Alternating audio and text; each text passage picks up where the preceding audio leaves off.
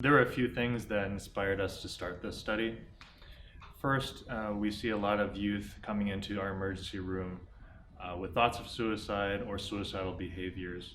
For the past few years, this trend has been increasing. However, after this show was released in March of 2017, in the months of April, May, and June, we noticed a significant spike above and beyond that increase in volume. Not only that, but when we talked to some of the teens coming into the emergency room, they had cited the show as a negative influence on their mental health and increasing their suicide risk. So at the same time that 13 Reasons Why began, Victor and I were also collaborating along with some other members of our research team on a project that was looking to develop innovative, new best practices ways to support kids and families who are coming into the emergency room with suicide-related crises. The Netflix survey demonstrated that a lot of the kids who responded actually felt that there were positive effects from watching the show, that it made them more likely to apologize to people that they had harmed or had criticized or bullied.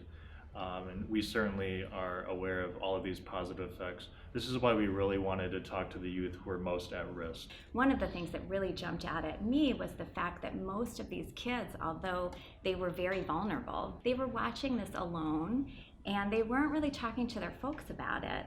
And then when we asked parents about it, many of them really felt unprepared to talk with their children about how the show had impacted them. Kids who have higher risk for suicide also tend to be more likely to have family conflict or parent-child relationship problems, things that might impact a kid's ability to really go to their parents for support. So some in the suicide prevention community have actually called for Netflix to remove the show entirely. The country of New Zealand actually took the extraordinary measure of banning all children under the age of 18 from watching the show unless they were doing so with an adult. We have known for decades that there's certain types of media that can influence vulnerable people. The good news is that there really are media guidelines of how to portray suicide, and they can be easily found on the Suicide Prevention Resource Center. If we care as a society about reducing the rates of death by suicide, we all can do something. And so as parents or clinicians or educators or community members,